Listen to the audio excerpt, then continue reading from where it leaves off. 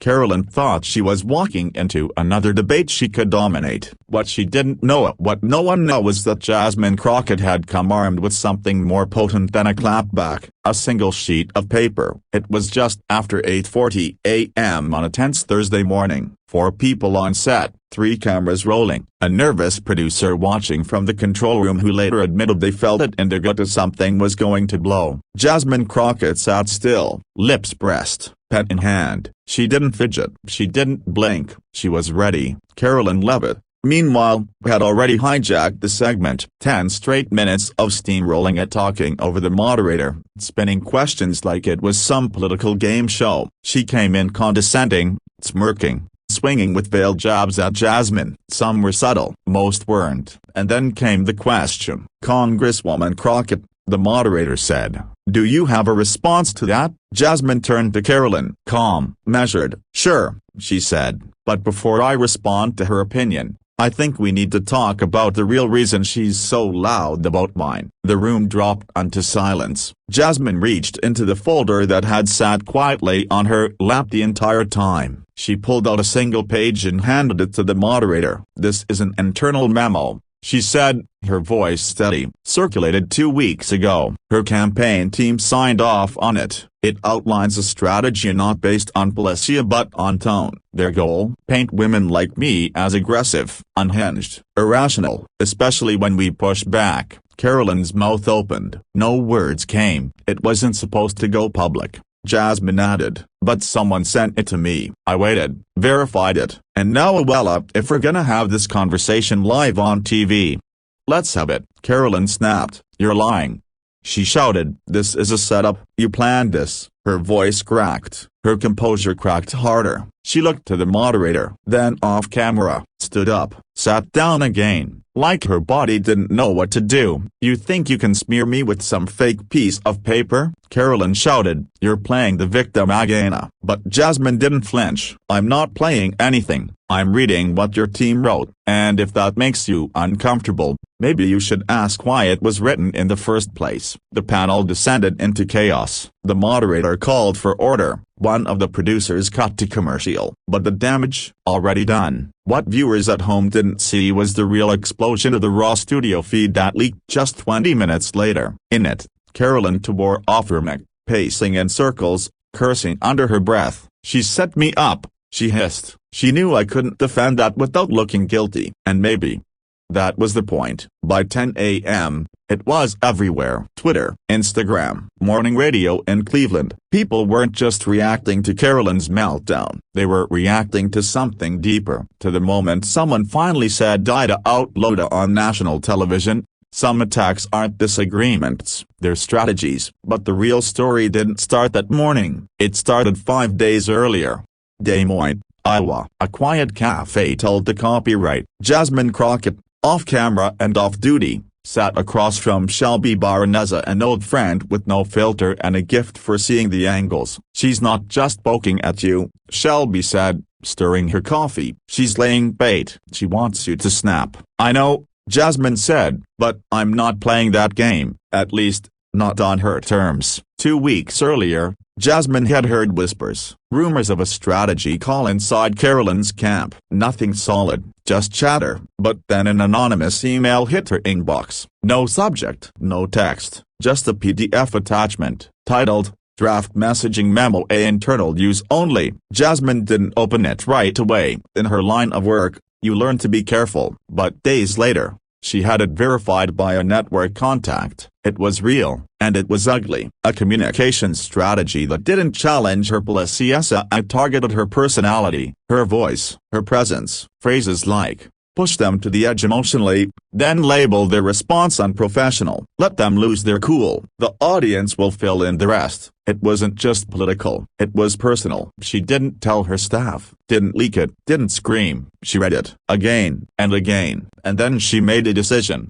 Thursday, Scottsdale, Arizona. Neutral ground. Jasmine arrived early. She always did. Not for makeup, not for prep. To sit, feel the room, breathe. She barely spoke, just a smile, a nod. That folder never left her lap. Caroline breezed in later, loud, confident, laughing with her assistant. She looked at Jasmine and then past her. "Is she always this quiet?"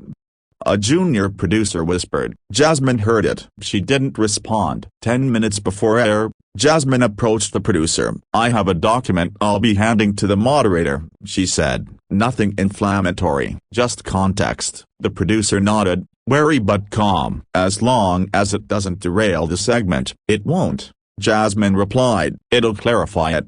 Live on air. Caroline opened strong. Sound bites, spurks, speed talking. The first few questions were predictable. Jasmine waited. Then came the fifth. Congresswoman Crockett, the moderator asked, "How do we move forward when the conversation keeps turning into personal attacks?" Jasmine tapped her pen. "I think the better question," she said, "is who benefits from those attacks and how they're orchestrated." Caroline squinted. "Is that supposed to mean something?" Jasmine turned. "Calm. You tell me." She opened the folder, slid the memo across the desk. "This is a real document," she said. "It names me, 2 other black women in Congress, describes us as too reactive, emotionally unstable, easy to spin." Caroline laughed. "This is nonsense. It's fake." Jasmine didn't argue. "You can read it. Dated, signed, verified." "I'm not here to perform," she said. "I'm here to ask.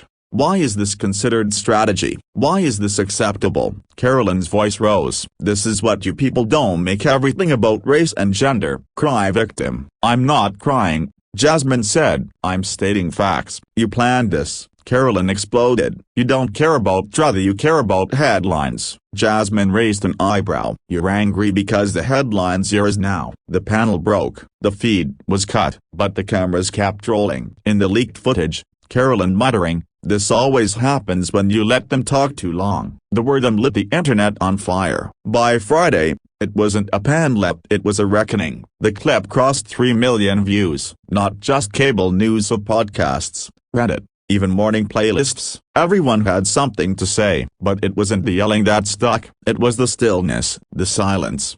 A retired teacher tweeted, "My whole career I was told to stay calm while being provoked." Jasmine just showed the world what that really looks like. A campaign strategist admitted, "Memos like that exist in every office." Crockett didn't just expose Ida, she broke the silence around it. Caroline's camp called the memo fake. By Friday afternoon, 2 former aides confirmed it was very real. Jasmine didn't gloat. No interviews, no media parade. Instead, she held a brief press conference outside a community center in Shreveport. "I didn't bring that document to embarrass anyone," she said. "I brought it because we've let too many things slide for too long. We've laughed off disrespect to keep it civil and we've paid the price for it." She looked straight into the camera. "You don't have to yell to be loud. You don't have to fight dirty to tell the truth. And you don't have to let people define you just because they can't outthink you."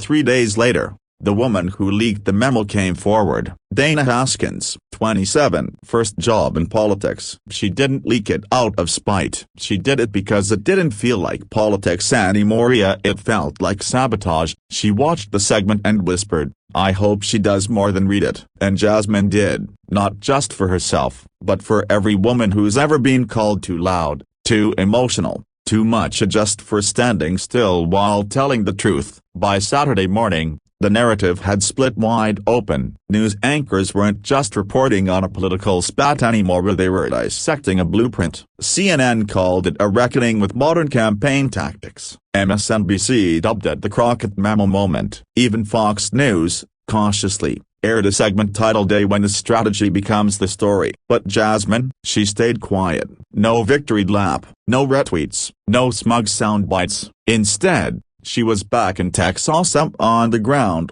holding a community housing meeting in South Dallas, where a retired pastor approached her and said, "I've waited 40 years to see someone call it what it is. You did it without raising your voice." She nodded gently, didn't linger in the praise, because Jasmine knew this wasn't over. Behind the scenes, Levitt's camp was in freefall. Caroline had gone dark. No appearances, no new posts, no press. 3 interviews were cancelled. A planned book deal, quietly shelved. Her staff scrambled to reclaim the narrative. Late Saturday, they issued a second statement. Congresswoman Crockett's actions were premeditated. The so-called memo is an outdated draft that does not reflect the values of our campaign or the candidate, but the damage wasn't in the memo's type, it was in its design, and people had seen it, heard it, felt it. Even conservative voters started asking hard questions. Why would anyone need a memo to provoke someone into looking unstable?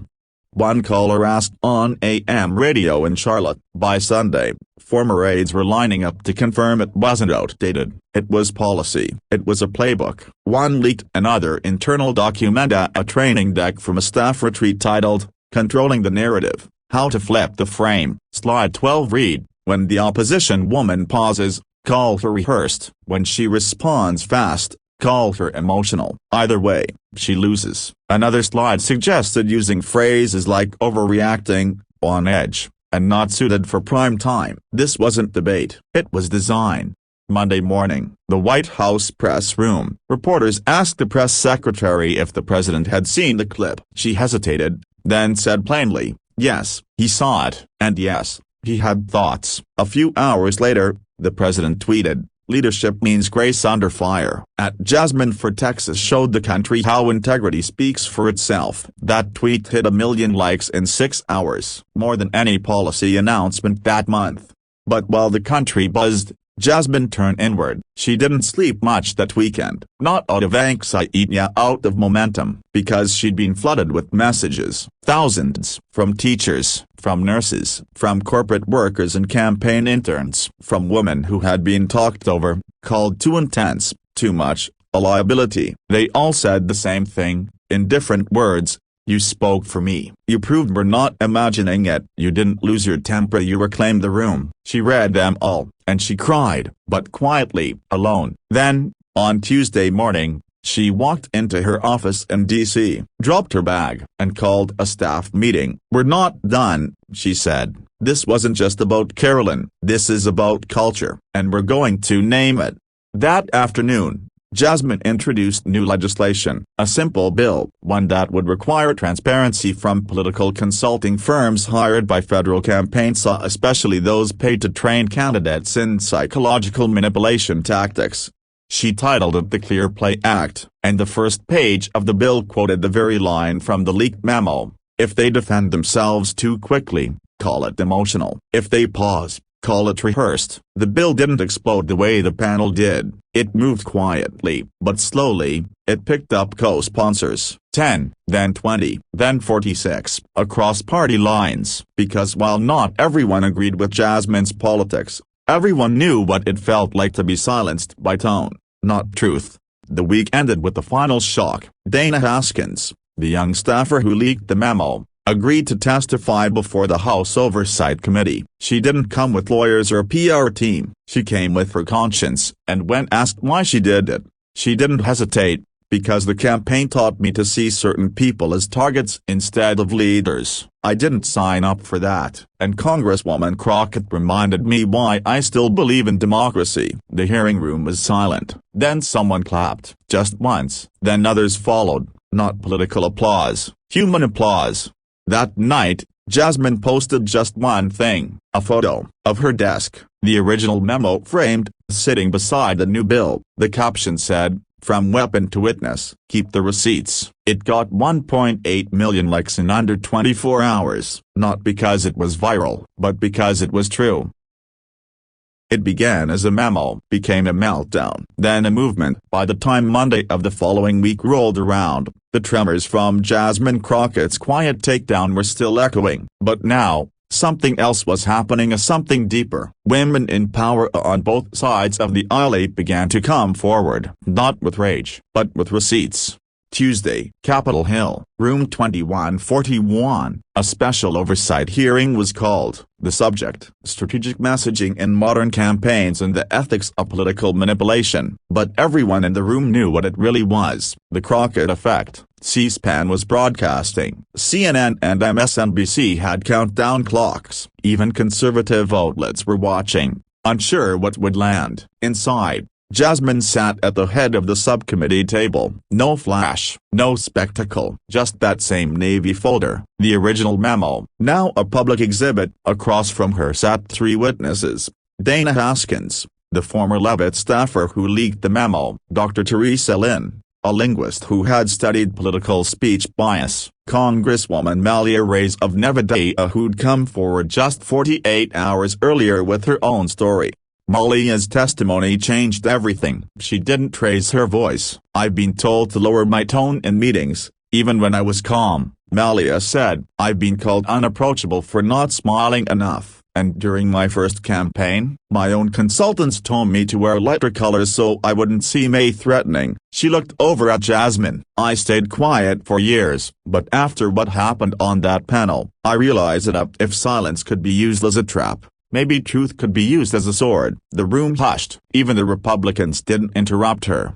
Wednesday, a ripple effect. More women came forward, not just in politics. A judge in Ohio released an open letter about being labeled emotional after challenging prosecutorial misconduct. A local anchor in Phoenix shared the behind-the-scenes notes she'd been given before interviewing black female guests. "Watch for attitude, redirect if they get too passionate." A Fortune 500 executive posted a video titled, "How I Was Taught to Silence My Competitors Without Saying Their Names." Hashtags surged again. #emotional on purpose #memo politics #the Crockett Standard. By Friday, something happened no one saw coming. Caroline Levitt resurfaced, not on cable, not with a statement. She walked into the hearing, unannounced, uninvited, unraveled. She took the backseat. No one recognized her at first. She wasn't in the spotlight, no glam squad, no talking points, until Jasmine looked up and saw her. Their eyes locked. Jasmine said nothing, just acknowledged her, and returned to the next speaker. But the final 20 minutes of the hearing were electric. Jasmine, now chairing the session, spoke directly to the room. No script, no filter. "I don't think one memo broke the system," she said. "I think the system writes memos like that because it's terrified of women who don't fold." She paused. "And we've played along, to stay safe, to stay palatable, to stay marketable." She glanced across the room. "But that ends here. If your campaign needs to manipulate emotions to win arguments, you're not a strategist, you're a coward with a printer and a spreadsheet."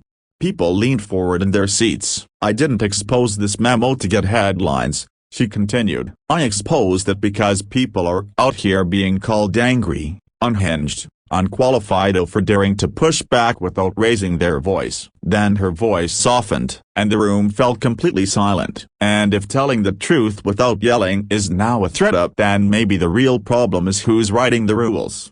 After the hearing, Caroline did something no one expected. She approached Jasmine in the hallway. No cameras, no crew, just the two of them. "I came to say I read the memo," she said quietly. "The whole thing, not just the headlines." Jasmine didn't move. Caroline continued. "I didn't write it, but I knew about it. I let it happen." Her voice cracked. "And I was wrong." Jasmine looked at her. "Do you want forgiveness?" "No," Caroline said. "I want to do something that doesn't feel scripted for once." There was a pause. Then Jasmine said, "Then tell the truth, not to me, to them." She gestured down the hall, to the press, to the country, to the people who were still listening. Caroline nodded slowly. "I will."